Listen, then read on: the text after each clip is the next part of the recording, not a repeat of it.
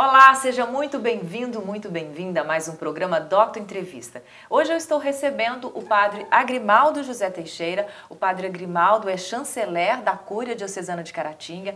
Ele é também mestre em Direito Canônico, esteve 3 anos na Itália se especializando sobre Direito Canônico, que são as normas da Igreja Católica. E é sobre este assunto que nós vamos estar conversando com o padre Agrimaldo hoje. Primeiro gostaria de te dar as boas-vindas. Seja muito bem-vindo, Muito obrigado. Padre Agrimaldo. Padre Agrimaldo, vamos esclarecer então sobre o direito canônico, do que se trata, o que ele abrange? O direito canônico é o direito próprio da Igreja Católica. E nós temos aquilo que nós chamamos de Código de Direito Canônico, que é próprio para a Igreja Latina, e temos também o Código das Igrejas Orientais Católicas. E na Igreja Católica nós temos aquilo que nós chamamos de Igreja Latina, que compreende a maior parte dos católicos no mundo. Mas nós temos também as igrejas católicas orientais. Em Juiz de Fora, aqui perto, em Belo Horizonte também, nós temos algumas igrejas católicas orientais. Elas têm o direito próprio delas e elas têm a sua forma própria de celebrar os sacramentos. Eu mesmo estive na Igreja Melquita, em Juiz de Fora, e vi como eles celebram a Eucaristia lá. Então é bem diferente daquilo que nós estamos acostumados. O que de diferente tem, assim, que você acha que te chamou a atenção? É todo o ritual que é bem diverso. Né? Então, assim, nós temos a nossa forma própria, né, de celebrar a Eucaristia e os outros sacramentos, e as várias igrejas orientais, que são católicas, que estão em comunhão com o Papa, com Roma, elas têm a sua forma própria de celebrar. E elas têm normas próprias. O Papa João Paulo II promulgou o Código da Igreja Latina, que é esse Código de Direito Canônico que nós temos desde 1983. E temos o Código das Igrejas Orientais, que foi promulgado pelo Papa João Paulo II também, no ano de 1990. O Código, então, fala sobre casamento, sobre todas as... não só sobre a parte burocrática da igreja, né? Vamos citar algumas situações que do Código trata, só para as pessoas entenderem, assim. Que ele é bem vasto, né? Que você estava me explicando, bem amplo. O Código abrange diversas normas. Nós temos o direito sacramental, temos o direito processual, o direito penal. Então, são muitas normas que mostram essa organização da igreja, os direitos e deveres que são próprios dos fiéis. Então nós temos aqueles direitos e deveres que são próprios dos clérigos, aqueles que são próprios dos consagrados e consagradas, dos leigos e leigas. E nós temos então esse direito canônico, que é o direito próprio da igreja, e nós temos o direito universal, né, que é próprio para a Igreja Latina e para as igrejas orientais. E temos também o direito que nós chamamos de particular. Então, cada país tem a sua conferência episcopal. Né? De um modo geral, cada país tem uma conferência episcopal. E a conferência episcopal também pode emanar certas normas. E o bispo na diocese também pode emanar algumas normas. Então, o direito canônico engloba todas essas normas da nossa Igreja Católica. Sim. Olha, o padre Grimaldo, ele é da paróquia da Catedral, mas ele não é pároco da Catedral, ele estava me explicando. Ele é chanceler, ele trabalha mais com a parte administrativa, né? Eu queria que o senhor me esclarecesse como que foi que surgiu essa história do chanceler. Parece que é uma indicação, né, do bispo, tem toda uma escolha, uma indicação. Eu gostaria que o senhor contasse essa história para a gente. Primeiro, até a sua história, né? O senhor é de Imbé de Minas, né? Conta um pouquinho para as pessoas em casa conhecerem. Eu sou de Imbé de Minas, mas eu estudei aqui no seminário diocesano, em Caratinga. Quando eu nasci, Imbé era um distrito de Caratinga. E aí estudei aqui no nosso seminário. E depois que eu já era padre, Dom Hélio, que foi o nosso bispo anterior, fez o convite para que eu fizesse um curso na Itália, em Roma. E ele pediu que eu estudasse o direito canônico. Então eu fiz esse curso, que equivale a um mestrado em direito canônico. E depois que eu vim Dom Emanuel, que já é o novo bispo da nossa diocese, que sucedeu Dom Hélio, é que me nomeou chanceler da Cúria. E o chanceler tem a função de redigir os documentos da Cúria, da diocese, e também guardar no arquivo esses documentos, ter esse cuidado com os documentos da nossa diocese. E são vários documentos que o chanceler deve redigir.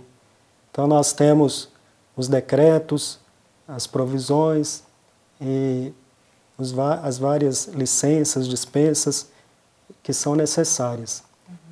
Quando vai se tornar paróquia também, né, tem todo um trâmite, o senhor estava me explicando, inclusive, que Caratinga vai ganhar mais uma paróquia.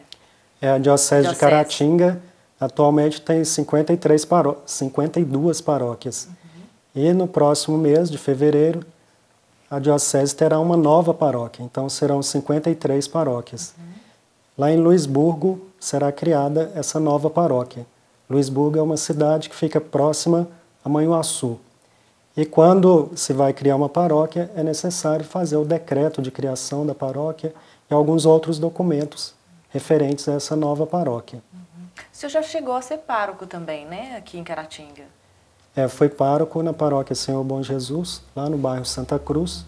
Eu fiquei lá de 2011 até o início de 2016.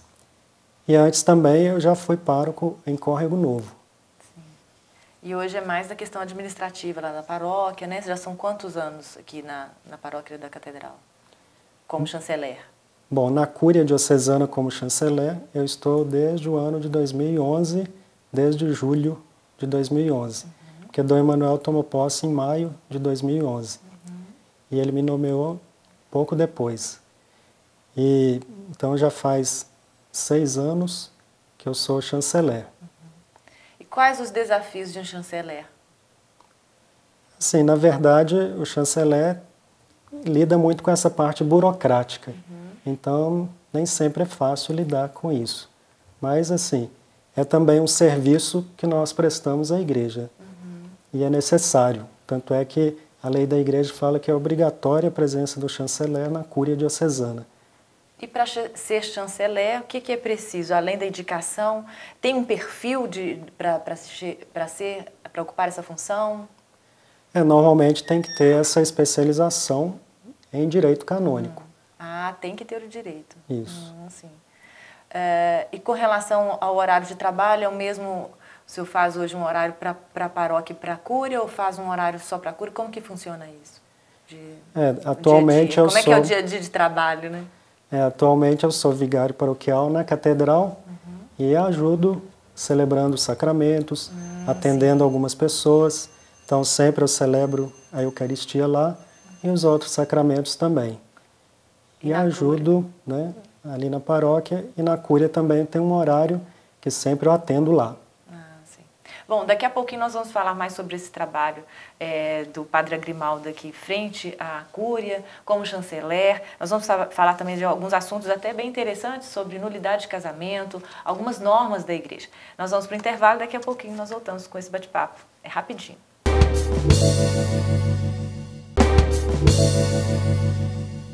Estamos de volta com o programa Docta Entrevista e hoje eu estou recebendo o Padre Agrimaldo. O Padre Agrimaldo, ele é vigário aqui na paróquia da Catedral, é chanceler da Cúria já há 3 anos, né, Padre? 6 anos. 6 anos. Esteve 3 anos na Itália, confundi as datas aqui, mas enfim, conta um pouquinho dessa história lá na Itália, como que foi a experiência, o que o senhor lembra, o que o senhor trouxe de recordação? A experiência na Itália foi enriquecedora. Eu pude estudar, fiz o curso que o bispo tinha me pedido e, ao mesmo tempo, nós temos a oportunidade de conhecer um pouco a cultura da Itália, da Europa e aprender algumas outras línguas. Então, assim, é uma experiência enriquecedora. E também, para nós que somos sacerdotes, temos também a oportunidade de ir a alguns encontros, algumas missas com o Papa. Na época que eu fiquei lá, que foi de 2006 a 2009, era o Papa Bento. O Papa Bento XVI, que era o nosso Papa.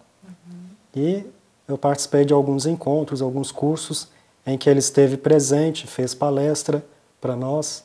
Então temos essa oportunidade de ter esse contato mais próximo com o Vaticano, com o Papa, com pessoas que estão à frente da nossa Igreja Universal, a Igreja Católica. E o que mais te marcou nessa época, assim, que você trouxe, né, de grande lembrança? O que ficou mais forte, assim? Lembra de algum fato? Assim, eu acredito que essa experiência, né, de conhecer uma outra cultura é a que foi mais marcante. E a experiência também de estar ali próximo da sede da nossa igreja. Né? Então, é muito bonito lá. Conhecer Roma, com as várias igrejas, vários monumentos, e também outras cidades da Itália, tudo isso é muito interessante. Você disse que aprendeu algumas línguas.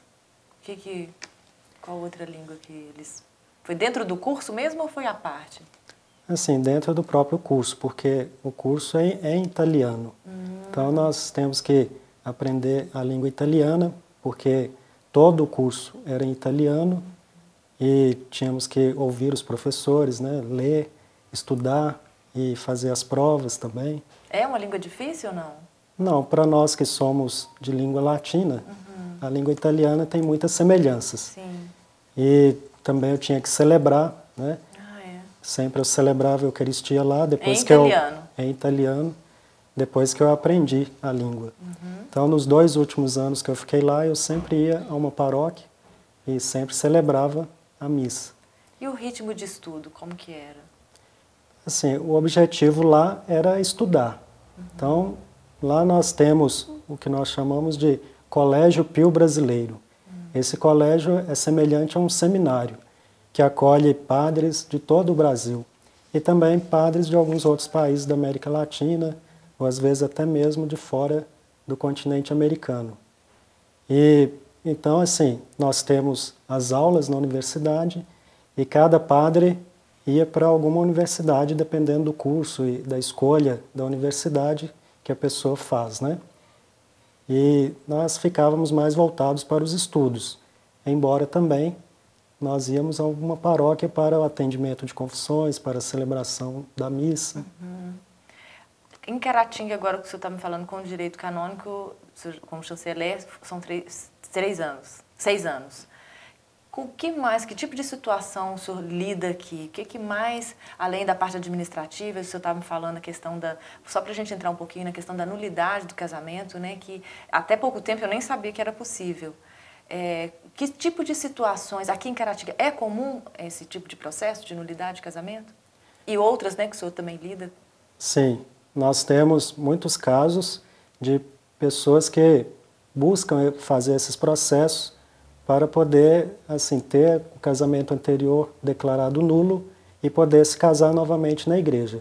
Então, muitas pessoas aqui da nossa diocese já fizeram esse tipo de processo e atualmente também muitas pessoas procuram fazer esse processo.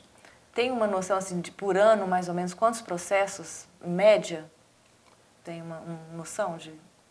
Assim, ultimamente tem crescido o número de pessoas que procuram os processos. E todos os anos, alguns casamentos são declarados nulos. Né? Todos os anos nós iniciamos alguns novos processos e todos os anos alguns, né, são declarados nulos, alguns casamentos. Então, assim, nós temos uma procura que tem crescido sempre mais. Os tribunais estão ficando, assim, com muitos processos. Inclusive, o Papa até pede que haja a criação de mais tribunais para que as pessoas possam, assim, ter mais acesso aos processos. O Papa Francisco fez uma mudança nesses processos de nulidade no ano de 2015. E o objetivo do Papa era justamente fazer com que os processos fossem mais rápidos e que as pessoas pudessem ter mais acesso aos tribunais. Porque existem muitas pessoas que se casaram e se separaram. Muitas pessoas que vivem em segunda união. Então, o objetivo é, se, né, o casamento foi nulo, declarar a nulidade desse casamento para que a pessoa, para que o casal possa regularizar a sua situação na igreja. Eu estava até vendo uma palestra do padre Fábio de Mello, ele contando que às vezes, em muitos casos, a pessoa casa, mas no fundo é até um teatro, né? Em algumas circunstâncias, o casal que faz o casamento e no final das contas não fez. Então, nesse tipo de caso, é que acontece a nulidade, né, do casamento. Nós vamos falar mais sobre no próximo bloco, que é um assunto mais extenso, mas eu gostaria de te perguntar uma opinião sua. Por que o senhor acha que tem aumentado nos últimos anos? É porque as pessoas estão tendo mais conhecimento ou porque as pessoas estão mais intolerantes com o casamento, ou isso não tem nada a ver? Na verdade, nós temos visto que tem aumentado o número de divórcios, de separações. E também, no caso dos processos de nulidade, o conhecimento das pessoas tem ajudado as pessoas a buscarem mais esses processos. Porque, alguns anos atrás, as pessoas às vezes nem sabiam que existia esse tipo de processo. E, ultimamente, os meios de comunicação têm divulgado um pouco mais isso. Sobretudo em 2015, a partir de 2015, quando o Papa Francisco fez a mudança nos processos. E outra coisa também que tem contribuído para essa procura das pessoas é que os processos agora estão menos custosos. Então, os processos antigamente custavam um valor mais alto. Os tribunais cobravam mais para realizar o processo. A média de valor hoje em dia é de quanto? Depende do processo ou não? Como que funciona? Na verdade, depende do tribunal, porque do tribunal? cada tribunal tem a sua autonomia para estabelecer os valores. E aí vai depender de cada tribunal. Sim. Mas o Papa Francisco pede que seja o menor valor possível. Né? E parece que hoje em dia o tempo também diminuiu, né? Que antigamente parece que tinham que passar por 2 instâncias, era assim? Sim. Hoje não mais. Hoje não precisa mais de passar por 2 instâncias, como era obrigatório antes. É mais rápido, né? Bom, o nosso tempo terminou, nós vamos então para o intervalo, daqui a pouco nós voltamos para falar mais sobre as normas da igreja, sobre o direito canônico e sobre essa questão da nulidade do casamento. Voltamos já já.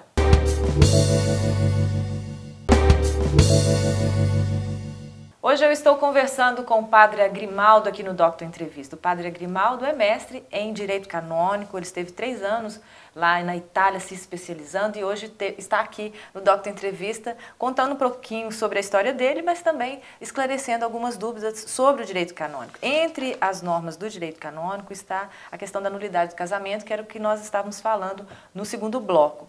Então, dando continuidade, eu gostaria de perguntar para o senhor em que casos o casamento é considerado pela igreja nulo? Ou pelo menos alguns, né, que são vários que eu estava me falando, né? Citar alguns exemplos.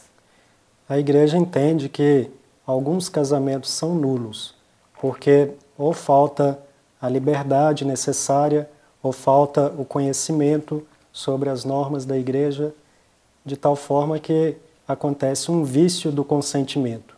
Porque o casamento, ele se realiza a partir do consentimento entre um homem e uma mulher. Então, é a partir daquele momento ali que o homem recebe a esposa e a esposa recebe o seu esposo, é que acontece o casamento, naquele momento da celebração em que há essa troca de consentimento. Se uma pessoa não tem a liberdade necessária para expressar esse consentimento, então o casamento pode ser nulo. Por exemplo, uma pessoa engravida e o pai obriga a sua filha a se casar. Ou então o próprio rapaz também se sente obrigado a se casar. Então isso era algo que acontecia assim com frequência no passado. E pode acontecer ainda hoje. Então a pessoa se sentiu obrigada a se casar. E nesse Você já pegou algum caso assim? Sim. Já? Mesmo nos tempos atuais? A gente acha que não acontece, né? Então, assim, às vezes acontece de os namorados começarem o namoro e aí a moça já fica grávida. E aí eles se sentem obrigados a se casar. Não obrigados às vezes pelo pai, mas na situação, né? De, eu preciso casar porque senão vai dar problema, vai dar falação, alguma coisa assim, né? Porque às vezes a pessoa nem teve tempo de conhecer a outra ainda. Eu até me lembro de um caso em que a pessoa falava que assim, dentro de 3 meses de namoro, de encontros, aí a moça já engravidou. Dentro de poucos meses, eles se casaram. Então nem houve esse tempo para conhecer e para realmente namorar. Sim. Até para casados, né? Já precisa de um tempo para se adaptar ao outro. A vida de casado é diferente. E aí vem o filho também, é outra adaptação, realmente é desafiante. E aí, nesses casos em que a pessoa se sentiu assim, sem até tempo para pensar, aí cabe uma nulidade do casamento. Sim. Então, se a pessoa se sente forçada a se casar por uma circunstância ou por alguém, né, o pai, a mãe, algum parente que assim obriga a pessoa a se casar, então o casamento pode ser nulo. Também pode acontecer, como já aconteceu, né, a questão assim que às vezes a pessoa gosta, a moça gosta de um rapaz, mas o pai dela não permite que ela namore aquele rapaz. Então o pai fala, você tem que casar com aquele outro ali. Então ela se sente obrigada a se casar com o outro. Então assim, eu me lembro de um processo em que a pessoa alegava isso. Então ela se casou com um, mas ela de outro. Gostava mesmo do outro. Sim. Mas precisa de só a fala testemunhal? Precisa que o outro também assine o cônjuge? Como é que funciona isso? Tem que ser o consentimento dos dois? Não precisa do consentimento das duas partes. Uma parte pode iniciar o processo, aquela parte que nós chamamos de parte demandante. E a outra parte é citada para prestar também o seu depoimento, para fazer o seu esclarecimento.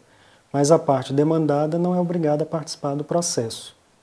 Então eu posso anular, a pessoa pode anular, tornar nulo o casamento, mesmo que a outra não queira? Sim. Assim, na verdade, a parte demandante inicia o processo e a parte demandada deve ser citada. O tribunal tem que fazer com que a parte demandada saiba que está acontecendo um processo de nulidade que envolve a sua pessoa. Mas mesmo que ela seja contra, continue o processo. Se a pessoa se recusar a participar do processo, ela é livre para recusar. Aí o tribunal dá continuidade ao processo. Mas e se ela aceitar participar e disser assim, olha, eu não gostaria que tornasse nulo o casamento? Assim, a pessoa pode alegar o que quiser, pode dizer o que quiser, se ela comparecer em juízo. E tudo é anotado, escrito, mas quem faz o julgamento são os juízes. Então, tem que colher provas. As provas podem ser testemunhais, podem ser documentais e outras provas. Então, assim, durante o processo, nós temos aquele período, aquele momento ali do processo que é chamado de fase probatória. Então, aquele momento em que se recolhem as provas. E depois, na verdade, os juízes é quem vão fazer o julgamento. E nos processos de nulidade, nós temos também o defensor do vínculo. O defensor do vínculo é aquela pessoa, aquela figura no processo de nulidade que deve ver ali no processo as razões que são favoráveis ao vínculo matrimonial. Porque pode acontecer que as duas partes queiram a declaração da nulidade, tanto a parte demandante quanto a parte demandada. Então, o defensor do vínculo é aquele que vai exercer essa função de ver ali no processo, nos autos, aquilo que é favorável ao vínculo matrimonial. Porque a igreja entende que, mesmo que algum casal se separe, o casamento pode ser válido. E, em alguns casos, o casamento é nulo. Então, assim, não são todos os casamentos que são nulos, mesmo que o casal se separe. Então, é sempre necessário provar a nulidade. Então, às vezes acontece que não se consegue provar a nulidade do casamento. Então, o casal se separa, mas permanece o vínculo. E se não for provada a nulidade do casamento, aquele vínculo permanece até a morte de uma das partes. O senhor estava me explicando que é preciso provar que desde o início não houve um casamento, né? Que não quer dizer que eu casei e depois resolvi que não gosto mais, tem algum problema, me separo. Não é por aí, né? Tem que ter toda uma história de que lá atrás não houve uma intenção dos dois se unirem, é isso? O casamento ele se faz no momento da celebração. Então a causa eficiente do matrimônio é o consentimento das partes. Esse consentimento deve ser livre, né? Deve ser expresso de forma livre entre as pessoas ali, entre as partes, e deve ser consciente. Então, se a pessoa também não está consciente do que está assumindo, o casamento também pode ser nulo. Por questões sexuais, dificuldade de relacionamento sexual também é um motivo? Também pode ser um motivo. Se a pessoa tem, né, algum problema psíquico, algum problema psicológico que prejudique o relacionamento ali entre as partes, inclusive o relacionamento sexual, então pode ser motivo de nulidade. Inclusive existem aqueles casos de pessoas que são homossexuais, que se casam e às vezes tem aquela dificuldade de manter o casamento até o fim. Entendi. Padre, o nosso tempo terminou. Gostaria de te agradecer muito pelos esclarecimentos. Venha sempre aqui trazer essas informações que são muito importantes para nós. Obrigado. A casa está sempre aberta, viu? Muito obrigado. Eu conversei hoje com o Padre Agrimaldo José Teixeira, aqui de Caratinga. Eu espero que você tenha gostado desse bate-papo. E a gente se vê então no próximo programa Doctor Entrevista. Muito obrigada pela companhia e até lá!